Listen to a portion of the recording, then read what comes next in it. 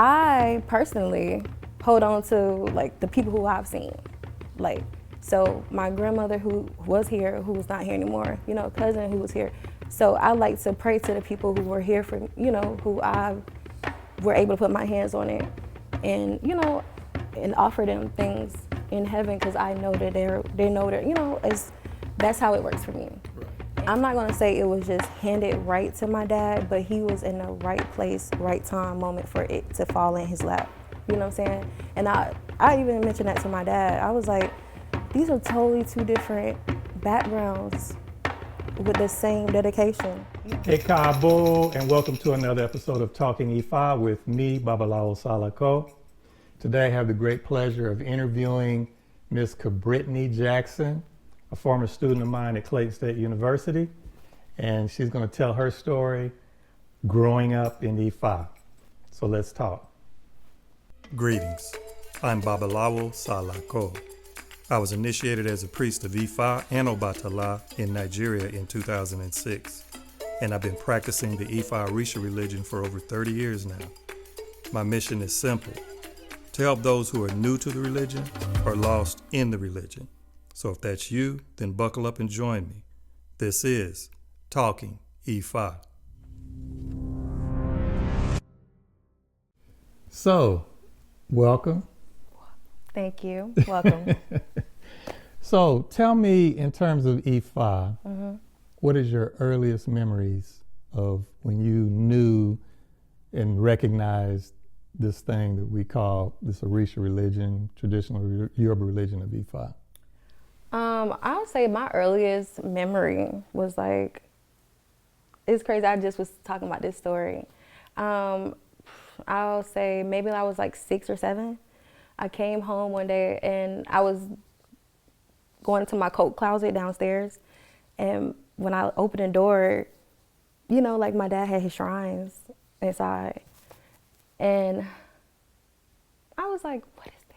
You know, like, okay, I ain't never seen this before. But I didn't question it or dive into it right away because like it didn't shock me away. It didn't scare me. It didn't do anything. It didn't do any of that. It just made me like, okay, something's new going on around here, you know? Mm-hmm. And from there on, it's just been going.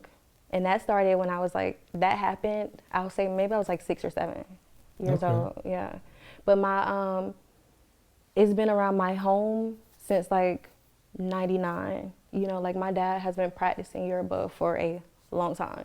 So I grew up with, you know, shrines around the house, orishas in front of the house, behind the house, you know, like cooking, like all of it for a long time. So that's my earliest memory that like stuck with me when I like opened up the closet, because that house, it wasn't as big as our new home. So he just had to use, I guess, you know, like whatever he had to as a shrine. So that was his personal, you know, that closet right there. So I just remember like opening up and I see like white candles and white linen and like plates and stuff, you know. So next thing you know, that's like, yeah, it just started going. So was that when he started? So no, my dad, he started, y'all say like 99, that's when he started. But when we, like as a household, kind of started getting more into it, was like a few years after him. You know, I feel like maybe like 2 or 3 years after when he began to do it, you know. So that's when it became like more in my face, you know. Okay. And I started to ask questions like, you know, yeah. So your mother went, she wasn't Christian or anything like that? She just went in with the flow? Yeah, she did. Yeah, she just followed my dad's lead. That's great. Yeah, she followed his lead for the most part. But like my household, like I grew up, nothing was ever shoved down my throat. You know what I'm saying? Like no Christianity and, you know, spirituality, whatever we wanted to do, like church, it was still open. You know, you wanted to, I mean, we didn't go to church, you know, like nothing against it, but you know, it just was, nothing was closed off. You know what I'm saying? So we were able to like have free will, you know. So I did tell my mom that. I just recently thanked her. I was like, I want to thank you for that. You know what I'm saying? Like, I appreciate that. That's what I'm gonna say. But, you know, something that was like dear to my dad's heart, we respected it off rip because of him, you know. So it was a respect, because, okay, when I come around, you know, we quiet, he's praying, you know. So, all right, walk, you know, like, so it was just off rip, just. So when I started to see how much it was to him, I'm like, all right, well, this is something that's dear to his heart, the dearest to his heart. So, you know, out of like love and, you know, everything about it, I just followed his lead with it. And yeah. So do you have brothers and sisters? I do. My parents have 4 kids. It's 3 girls and 1 boy. So I'm the oldest. Okay. So yeah, like out of, my. So you were the oldest, and so everybody, all of your siblings are participants? Yes. So I don't know, like when I got my reading, when I got my first reading ever in life, my dad waited until we were like 18 years old when I got my reading. So he wanted me to be able to understand it. That's what he always said about it. He wanted us to be able to understand that. So when I got my first reading, my reading, I never had, Chief told me, he was like, if there's a such thing as a good or a bad reading, this will be a good one. He was like, you know, there's no such thing as a good or bad, it's your life. So, okay, so me being 18, that's when he let us like first have our readings. So my reading was at that point where he was like, you know, if there was a good or bad reading, boom, boom. So I've never really had anything that was like focused in on me, you know, or really urgent. Like my siblings, like one of my siblings, she grew up with a heart problem. And so automatically, her being born, she was with my dad at Chief House all the time. You know what I'm saying? Because that was something that my dad, you know, she had a white ankle bracelet on. You know, they told her when she'll get a certain age, it'll fall off, her heart will be healed. You know, and it did. Like 6 or 7 years old, it fell off, and she has not had any issues since. You know, so and then my other sister, she had got her hand in Ifá really soon. Like hers was urgent, you know, more urgent than what I have needed. So I just been smooth sailing, you know, like, and I see, you know, if it is things that's like trigger or, you know, a problem, it is like, what is it, like pinpointed, you know, I can tell the difference like of it. Because me who don't have any urgencies versus, you know, seeing them who did, that's when I noticed like, okay, this is legit. Like this is, you know, like this is for real. Like, okay, yeah. I mean, I've had a lot of signs. I haven't had enough. Yeah, for sure. So what are some of the, other than the ones you just mentioned, that were like, stick out in your mind that told you, oh, this is real? This is real. Getting a reading, and he knew nothing about any of that I had said. That was like, I knew then, like that was, this is the truth. You know what I'm saying? Like I've never even said this to him ever out loud before. You know what I'm saying? And I always like tell my friends and advise my friends, like, it's real. You know, like my dad doesn't know anything about you. He knows the basics of my friends, but he don't know the depths of you. So when he starts saying stuff that nobody knows, that's when you know this is the truth. You know what I'm saying? Like when it starts to be your life, you know? So yeah, I was a long time ago, you know, like, yeah. And when I seen my dad, he was just so passionate about that. I was just telling my friend, like, every day, I mean, you know, this is something since a child that's consistent. You know what I'm saying? Like there's not a week, a month, a day, there's not, you know what I'm saying? It's rolling always. every day prayer, this is something that he is invested in, that is dear to his heart. And it became a piece of ours, because of like, one, how serious and, it was for him. And then two, like, when I started getting into it, I'm like, oh yeah, okay, this is for real. Like, I have a question. Yeah. So, is there any particular Orisha that you feel like you gravitate towards, or that you kind of lean towards, or you like? I am a child of Oshun, but I used to feel like Ogun. My dad is a child of Ogun, and I used to feel like I was so much like him that, like, are you sure I'm not a child of Ogun? Like, I used to really, because I used to think that used to represent me too, like warrior, strength, like just, and then when I started like growing up and really like get into my own lane, and I'm like, yeah, okay, I think Oshun is me. Like, yeah, I think that's me for sure. Like, so. So speaking of that, what line would you say that your family was in? There's Cuban, Lukumi, and all of that. There's Oyatunji. There's Shay. What? Is definitely so. Okay, which ones are from Africa? Because it's definitely straight from Nigeria. Okay, today we say Shay.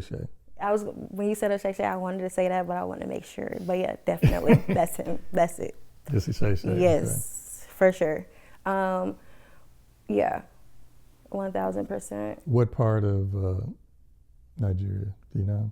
He got it. Your father got initiated over there? Yes. You don't know where? You remember when I called him with you on the phone? Yeah, I know, but I don't remember. He was trying to correct the way how you Yeah, pronounced it. he was. Well, he was saying something about. Like yeah. Sure. Well, no, when I said Ejigbo village, he kept saying. He said, "No, I'm wrong." Oh, he told me I was wrong. Like you're pronouncing the word like no, he said the place wasn't the same place. Okay, yeah, I remember. So he was saying, I didn't know where I got initiated. That's what he was trying to say, but I wasn't gonna get in a debate with him. Yeah, he was in Nigeria for sure, but I don't. You see, that was where I don't know which village, but I remember him being in a village. He was gone for maybe like 2 months. He was over there longer than expected, but I guess at that point he just wanted to just be a part of it. Mm-hmm. And he went over there a few times, maybe like 3-4 times, and every time he'll go for like a month or 2. Have you ever been? Not yet, no. But I always say, like, when I do go and I get initiated, I'm gonna shave all my hair off, because when I grow it back, I want to grow it back with dreads. Yeah, for sure. You look like you would fit over there in Nigeria. I'm sure, yeah, I would love to fit, yeah. I heard the saying when I was in St. Thomas, they was like, you look like us, act like that. I was like, okay, doesn't bother me, sure. Yeah. We're all the same anyway, really, so. So in terms of your family traditions in it, so you're saying, so your father did prayers, did he do that with all of y'all together daily, or is it just... No, daily, no. But we would have our, like when it was time for me to get sacrifices, or if it was time for him to like feed our chains, or if it was time for us, like to do like the yearly, those were the times that we all come together. Besides like my sister who was having, my younger sister who was having her, besides anything more that came, like, I guess, because recently, last year, did you, that we, like last year, me and my dad was talking, and I was telling him, like, I'm at the point where I just want to be able to, like, give back to my ancestors, what I'm saying? Without me having, like, a full throttle reading, I want to just, I want to just give back to the people who I know, who I've seen, my grandmother, my granddad, like my people, without having to go through the whole, because sometimes I don't feel like I need a reading, but he's sways that way every time. Like, you might as well just get a full reading. You might as well. And I'm just like, I don't think I need one, but because I don't feel it. Like, I don't feel like I do. I know when it's heavy on my heart and my head, that's when I feel like I need a reading. You know, when I have a lot of confusion or if I get cloudy, that's when I feel like I'll go to the mat. But I don't really, like, I just want to create like an alley for me, which we'll talk about that later with you before I leave. You know, to be able to give offerings. So do you have any kind of ancestor shrine or anything in your house? In my own place, no. But in your father's? No. So not mine. Like, if I pray, like, so my dad prays like every Thursday. And it'll be times where he'll give me like a pot of candy and he'll just like, you know, go pray. I'll offer that and put it on his shrine and I'll pray. On his? Yeah, on his shrines. Ancestors? Oh, just yeah, one of the shrines. Yeah, like on the main one, the really big one. He lets me like put a plate or take. So, you know, he was letting me do that for a while until I moved out, you know. And then I was like, me and my mom just kind of talked about that. She was like, yeah, I think it's time for you and your sister, you know, you can have one at your house, you know, create like a table and then we'll just get everything situated. And I was just like, okay. But, yeah, I think, yeah. So yeah, that's. I have a question, another question. Yeah. So as far as growing up Ifa, how has it been? Have you had any insecurities at all as far as your casual friendships or telling them about it? Or have you run into any issues or obstacles with that? No, actually, this is one of my best friends. And she knows I never shove it down anybody's throat, any of my friends' throats. Like, I let them ask me, you know, so, you know, my family home is for everybody. You know, my family, you know, they come over and they see the things. It's all around, you know, in my house. And even if they don't say anything to me directly in that moment, they may have a time in their life where they feel like they're questioning it, and then that's when we'll talk about it. But I do have friends who have never asked me anything about it, and we're still my friends. It doesn't bother me, you know, don't. And I respect whatever, it's a respect. Yeah. You know what I'm saying? Like, I respect you and whatever it is, and if saying likewise, they do for me too. So I don't think it's no love lost. So, and yeah, so I've never had an issue. I think I had like one little issue with a kid when we was in my old neighborhood, because my dad had his pot outside the house. But the pot outside the house, it had like handcuffs, like gun, like every little symbol. I guess it was a old gun pot, but it was a big pot outside. And one of the kids, like in the neighborhood, he saw the gun inside of the pot. And of course, he tried to like take it. And so my dad, he didn't know my daddy had seen him. My dad followed him to his house with his mama.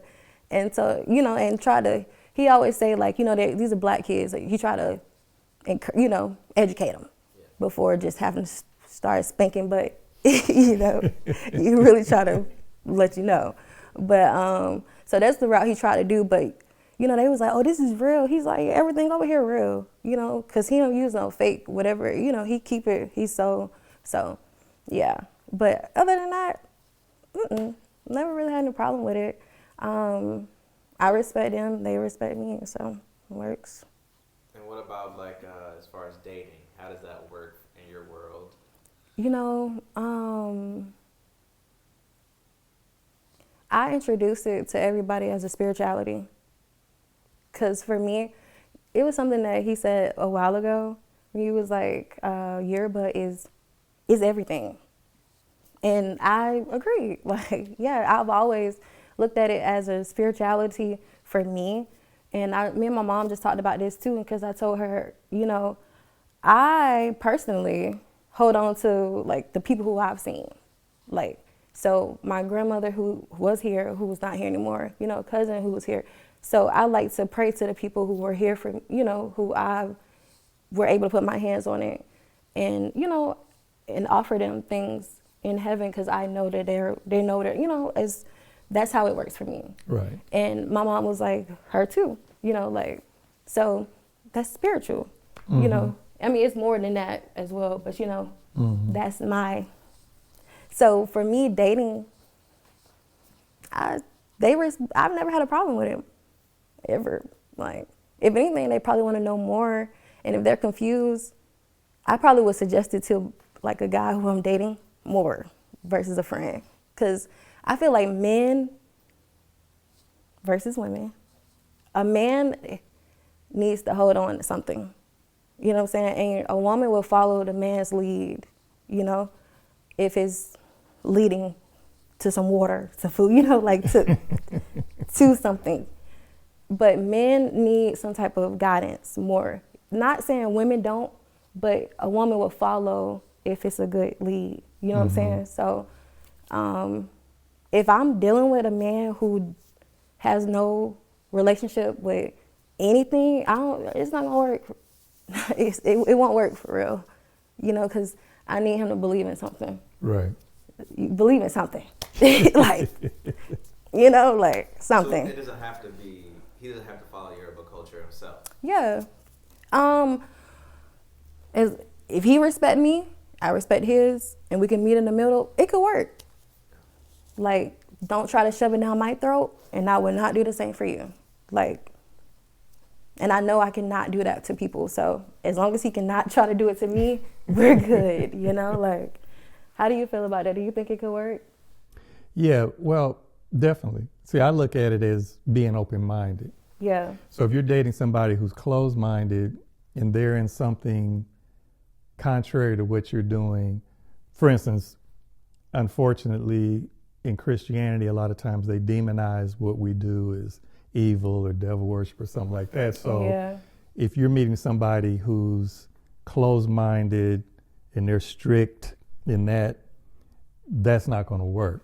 I agree. But if you're open-minded, that's when anybody you're in a relationship with, meaning for even if you're a Christian and this person's a Muslim, if you both are open-minded and you talk about it like, okay, if we're going to get in a serious relationship or we're thinking about starting a family, how are we going to raise our kids? Are we going to be open-minded and let them be exposed to both, or it's only going to be this or that? You have to come to those agreements and speak about it up front. So as long as the person's open-minded, I agree. They're in two different religions. Because just like one of the things that happens, Maluo talks about that. In our religion, for instance, we say we have 400 plus one Orisha, 200 plus one Ajogun. The plus one does not mean 401. The plus one means expansion and increasing, room for that. So say, for instance, if you're a Yoruba person who's practicing Yoruba, you marry somebody, say for instance, if you're in Africa, the way they used to do it, you're a Yoruba, you practice this religion, you may marry an Igbo, because Igbos are also a people in Nigeria. They have their own traditional African religion. Or you marry an Akan from Ghana, their own religion. Okay. Or what happens is when both come together, they say, oh, well, this is what we do, and these are our entities in Orisha. Who do you worship? Oh, well, we have these. Okay, well, we're going to bring them together in our family. We're going to worship all of them. Oh, okay. That's how they do. So then what happens is the plus one means, okay, now our family line, we're worshiping these, plus your entities, we're going to worship those too. Okay. And show respect. And then they're incorporated into the worship. Like if you look at Candomblé you've heard of Candomblé in Brazil? That's the Ifá religion in Brazil. They incorporated into what they worship some Native American spirits and entities. I put them really close to Santeria. It is close to that, but again, like I said, they have other entities from South America that they worship and they incorporate it. Whereas Santeria is from Cuba. And Santeria, both of them were influenced by Catholicism, right? And that was enslavers were Catholic. So yeah, that's why there's similar, but they do some things different than Yeah. people in Cuba, Yeah. etc. Yeah. Um, I feel like at that point it's the demographics. They have to work with what they have to make it. right, right. So there's, and if you think about it, that could make traditions different. So like in Nigeria, the Yoruba tradition usually flows down through a family line. Mm-hmm. So your parents do this, and then their kids, they do things this way. So say, for instance, your parent, one of them was from this group and this was from another, and they incorporated it. Then down the line, or your great-grandparents did that. So your family line is going to have traditions that's going to be different, a little different than somebody else's, because you've incorporated other things. Yeah. Okay. So, and it's kind of like when I'm saying Ifa, and I know. Yes. But the reason why I'm saying Ifa is because there are different terms for it. So it's traditional Yoruba religion is what it was. Traditional Yoruba religion encompasses everything. Then you have the different denominations that evolved. Like here you had Santeria, then from Santeria came Lukumi, in Brazil, Candomblé, in Trinidad, Shango Baptist, and there's different ones, right? So when I say Ifa, I was about to ask you, Shango Bay, where's that? Trinidad. Trinidad and Tobago, they have what's called Shango Baptist, where heard of it. they put like Baptist mixed with Yoruba versus Catholic mixed with Yoruba. Okay, never knew that. Yeah. So that was how they did it until somebody later came from Nigeria and they started getting it more cleaning it up some, but they still called it Shango Baptist. Okay, good to know. So there's a lot of different. I've forms. heard of them. Like I heard of, everybody being hopped around, but that comes around with the slave passage and everybody got separated. But yeah, it's all the same, but just they had to, it, like you said, the traditions their tradition was a little knocked off because they weren't in Nigeria. You know what I'm saying? So they had to, and then it became a year after year, decade, then next thing you know, this is their way. Like I've never even heard of Shango Baptist, like, but I could see that, like, and I bet it's probably not too far from what we're. Yeah, I'm not an expert on Shango Baptist. I have a friend who's here who's a Babalawo from Trinidad, and he came here and ended up joining and doing it the way we do it here. So I don't really. Yeah. I've read some history on some of the things there, but I'm not an expert on Shango Baptist. But I know that's what they called it in Trinidad. Cool. And in the whole. So the 401 is the open mind. The +1 is the open-mindedness. Right. It's open-mindedness to an expansion that you're open to grow and not be closed-minded. I can dig that. I like that. I agree. Yeah. So, and in terms of Ifa, I know we talked about that before. Ifa is just another term for traditional Yoruba religion, but it encompasses more than religion. Because Ifa, part of it is religion, but when you say spirituality, Ifa can represent Orunmila. You can say Ifa as the deity Orunmila. Yep. You can say Ifa when you're talking about the religion in general. You can say Ifa when you're talking about the Odu. Yep. Ifa divination can be called Ifa. Ifa medicine can be called Ifa. The verses in Ifa Odu Essay are Ifa, right? The Iwa Puele in the ethics system, it can be called Ifa.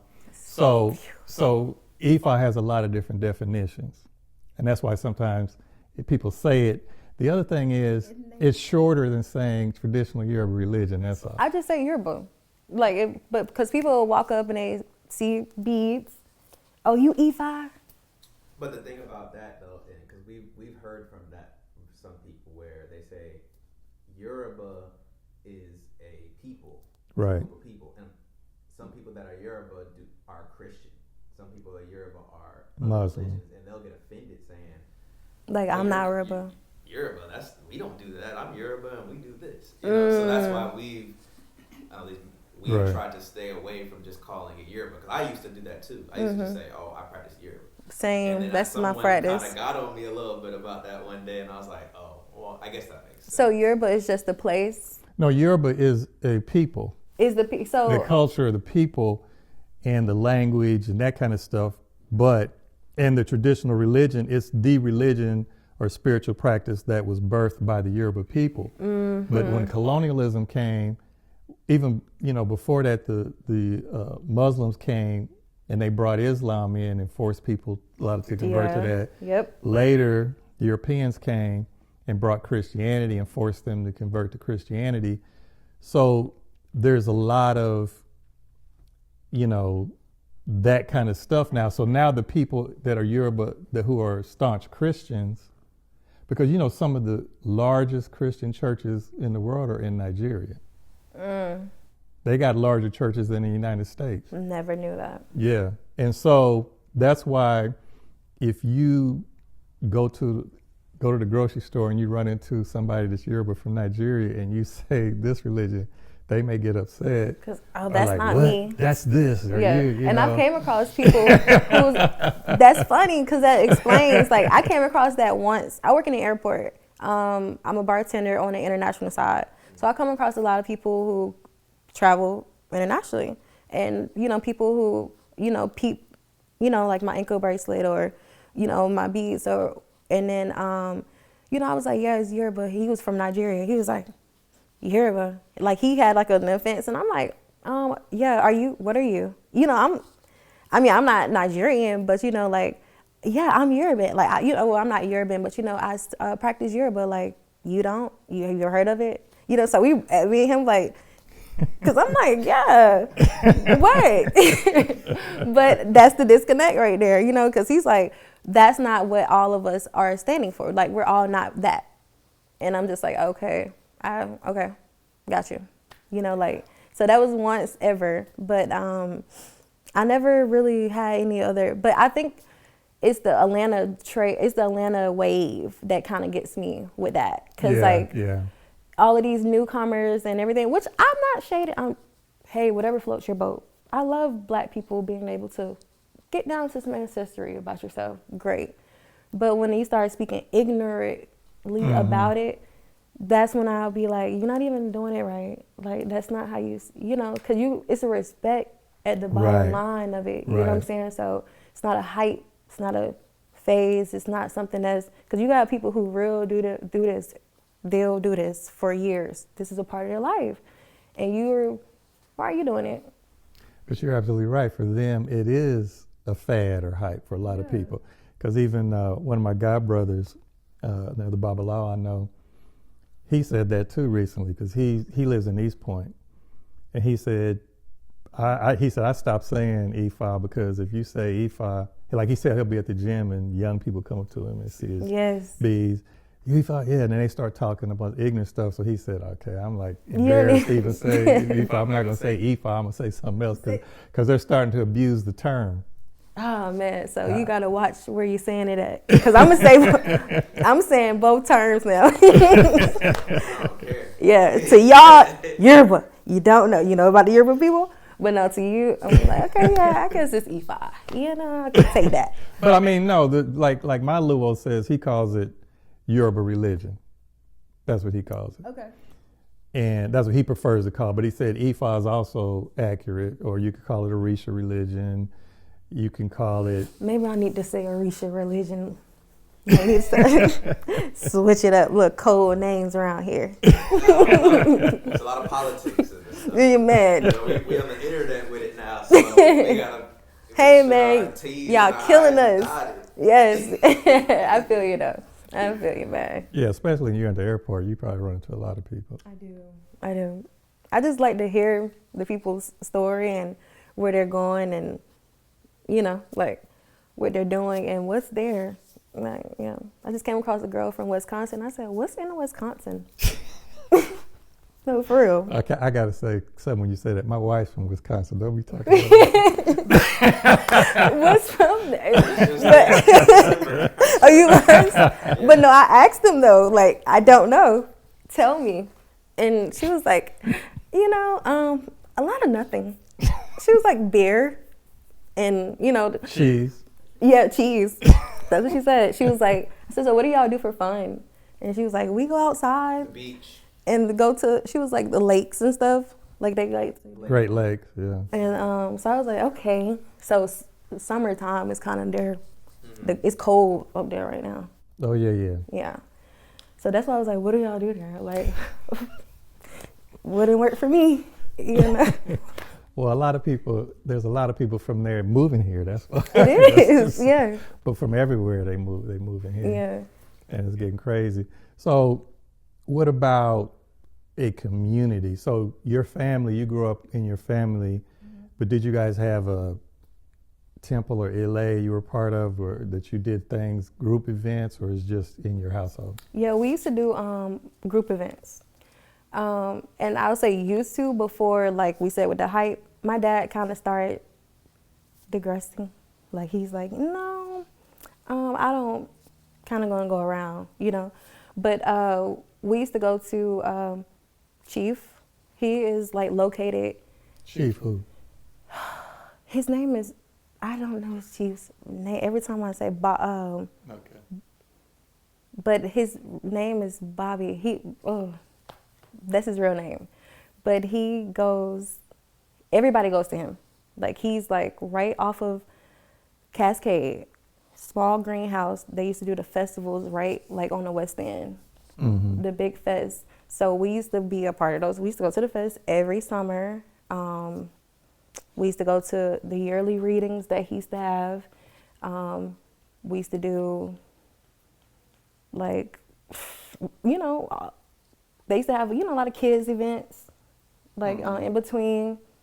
That was my first time ever eating real goat curry. Curry goat? Yeah. So, that's also Jamaican. So. Yeah, but that was some real, I remember that a long time ago. But then we started doing that.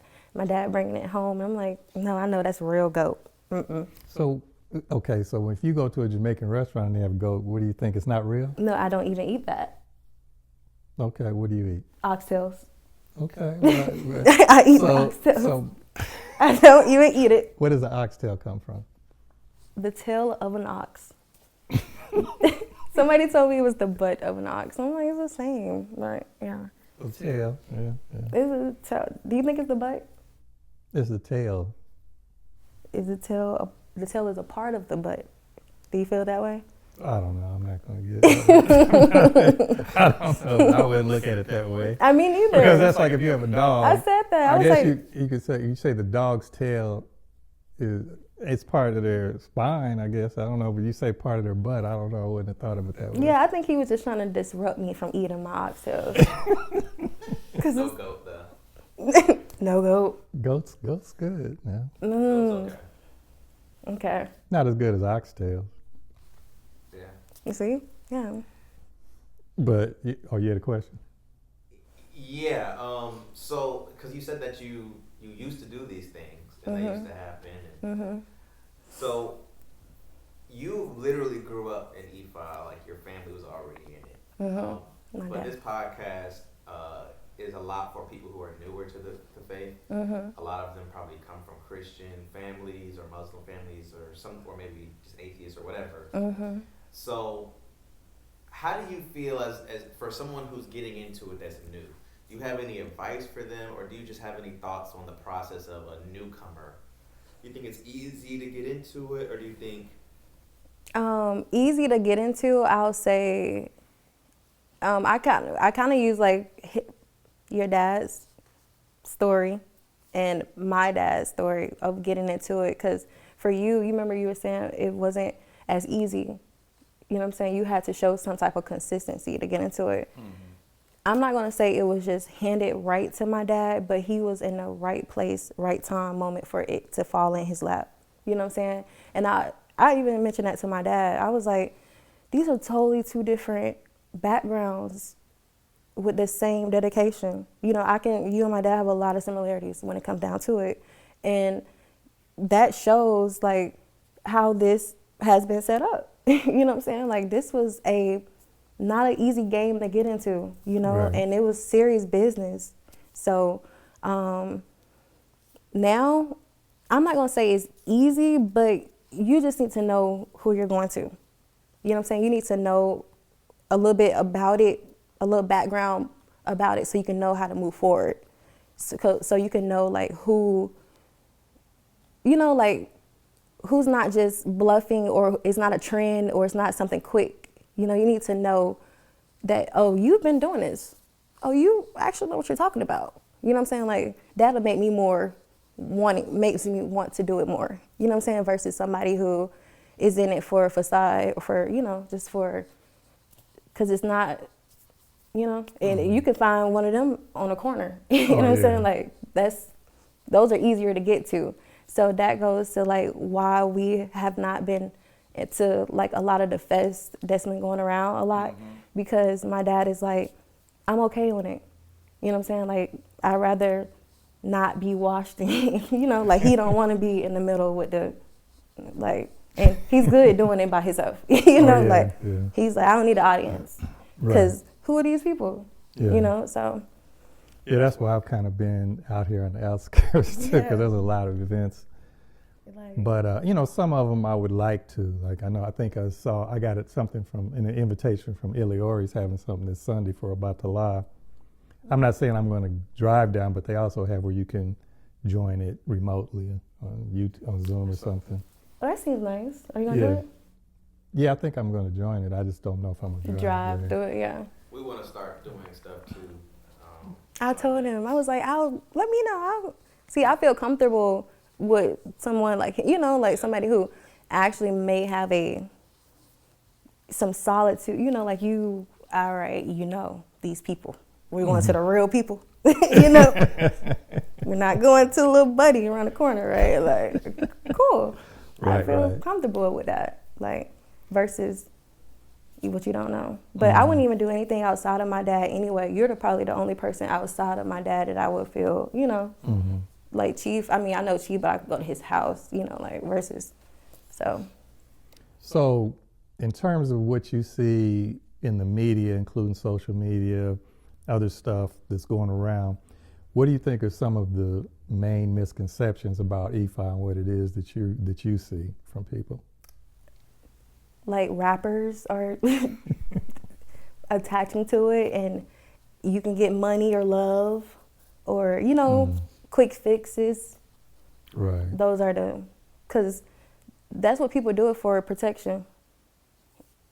And then love, and then money, want to be rich. So it's deeper than that. It's not just that. I mean, I don't even know if it's going to be that for you, you know, like, you know, but yeah, that's the biggest right there. But that's all you need for media. Yeah. You know, money, sex, drug, violence, that sells anyway. You know, so. So how would you explain it to somebody, like you said, this new, who has a misconception like that about what Ifá is about? How would you tell them what it's really about? What I've told my friends is, like, it's your people who are here for you. It's people who you have seen. It's your loved ones. It's your ancestors. It's, you know, your bloodline.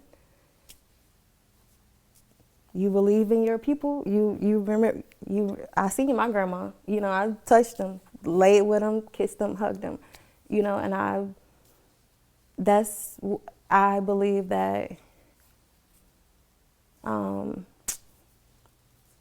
like, I just tell them it's your people. Like, it's the things that you have put into. I mean, it's the things that you have seen and touched. And, you know, like, I don't know. It depends sometimes. I don't know. My brain kind of going 3 ways right now. Okay. You can go to any one of them. It's going like 3 ways right now. But for the most part, I tell them it's not nothing scary. It's not nothing you should be afraid of. Like, it's your life. Like, it's your life. Like, you just need to be ready to hear it. Are you at a point? And one of my friends who never asked me about it, and I've been friends with him forever, I feel like he has never personally asked me about it because he don't want to hear about it. He don't want to face himself. Right. And that's fine. Everybody don't want to. You know what I'm saying? Right, like, right. I have aunts who never knocked on the door about it. You know what I'm saying? Some people are not aware, self-aware, or not ready for those kind of journeys. You know what I'm saying? So that's fine. That's not me to push that on you. You know? So that's what I tell people. Like, it's not whatever it's not demonic. It's not voodoo. It don't have to be ugly. You know? Whatever you want your life to be, that's what it is. Like, 'cause that's what I do. Like, it's not really hard. It's not really tough. It's just when I feel it heavy on my heart, I want to give something back. Right. You know what I'm saying? If I feel it heavy on my head, because I know a lot of how I get saved or touched is because of, you know, like what goes around comes around, you know, like in that circle of life. So I just want to do my part in giving, like always. So, yeah. So if I said that one definition I would say is I would call it the naked truth, how would you react to that? I agree. It's the truth of your life. Right. And whether that's pretty or not is your life. You know what I'm saying? Like, but like how I mentioned earlier with Chief when he was like, there's no such thing as a good or bad. You know, who are we to say? I'm not God. I can't judge, you know? Like, to say that your life is bad or it looks ugly, it's not my job at all. Like, I gave that up once. That's not for me. So, yeah, the naked truth is a perfect way. That's the truth. Because, like you said, your friend wasn't ready to face themselves. Because what happens when you come to Ifá and you start getting divinations, and you're sitting there with a person or multiple people, your naked truth can come out during that divination. Like, okay, wow, things I didn't say, this is being exposed, these are my true problems, because Ifá is there to help you with your real problems, not to be facade and fake and what's up here. What Ifá will tell you what's important for you right then and move forward with it, right? And like you said, not a good or a bad reading, because like you said, I would look at the readings as always good in the sense it's giving you information you didn't have. So you go and you don't know what's going on. Yes. If you have an illness, the illness is, say if you have a hidden illness inside you and you're not aware of it, the illness itself is not good, but going and get a divination revealing it to you, and now you can do something about it and get sick is good. Just like I just had a divination for myself recently, and when we talk about the Ajogun, we have the right side is the good and the positive energies, the left side is the negative, the Ajogun. So, okay, and mine came back Iku. Iku is the top. I know about Iku. I'm familiar. So, but I didn't look at it as negative. It just means, okay, this has been identified here. This is energy that's around that you need to clear. So now you need to do elbow and clear it. So that means it's a good thing, even though some people may take that as a bad thing. When I hear Iku, I already know. But no, it's to the point where I ask my dad, is it good or is it bad? Like, I literally, because he'd be like, hold on, give him a second so you can, wrap it up. And then he'd be like, what you doing later? Go to the store, grab a big thing of candy, go throw it in the river. You know what I'm saying? Like, you owe something, So it can, like you said, if you catch it, for sure. But yeah, I totally 1000%, I'm with you. Like, I am with you, man. I wanted to, it was something, I wanted to piggyback off of something you said. Okay. So now you said something about your friends. So have any of them ever came and got a divination? Okay. Yeah, over time. It took a while for them to come, but yeah, majority of my friends. They all slowly just started one by one. Like just wanting. And I would say Like it was maybe like 10 years throughout the friendship, you know, but yeah. I have a question about that. I'm just curious. Mm-hmm.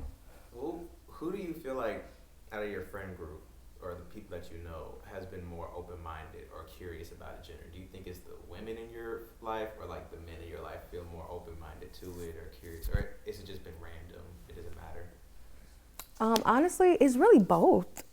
Wow, that's cool. It's really both. Like my guy friends but I will say this though, the women be the ones that try to knock on the door quicker. But like my dad has he has men and women that come up to his, you know, like when he is giving readings, but he has a lot of men that come. Women, like it's both. I haven't really had anybody who really like my male friends and my female friends, they both like they'll ask and but I think who drag their feet more is the men. Like they curious, they want to know, they want to do it. But the women are the ones that be like, can I come tomorrow? Like they trying to come ASAP versus the man, you know, like I swear.